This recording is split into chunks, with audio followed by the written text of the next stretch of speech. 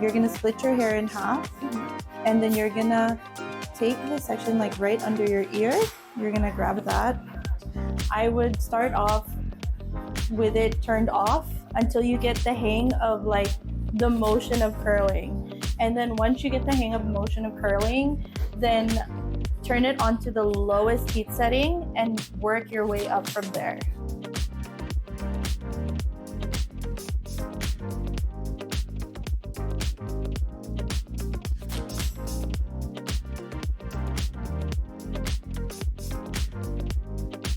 You're gonna take your barrel and you're gonna put it here.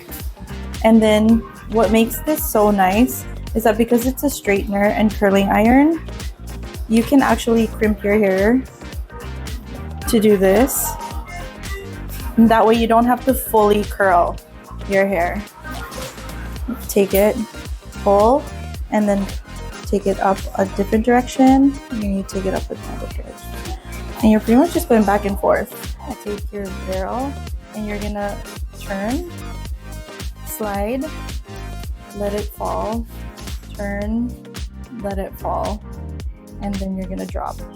You're gonna tuck that hair underneath, starting at the base, and then you're just gonna turn. And then you're gonna keep holding it till you work your way to the end, and you're just gonna keep turning until it gets to the end where you don't see the ends anymore, and then you're gonna drop.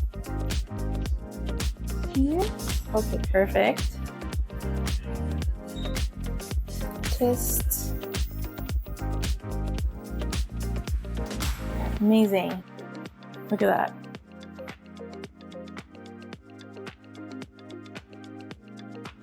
Like it needs to loosen out.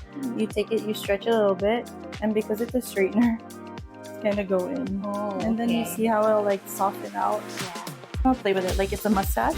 So I like to do that. Then it just makes the look softer. So it's like you see this. So this is like the end of the mustache, and you just kind of rub your fingers together, and then it gives you a little bit more of that texture. And then you'll just kind of give yourself a scalp massage, and then you see that it kind of gives you a little bit more volume. Yeah. Makes it look a little more piecier, especially with your hair because you have thick hair. Everything is light.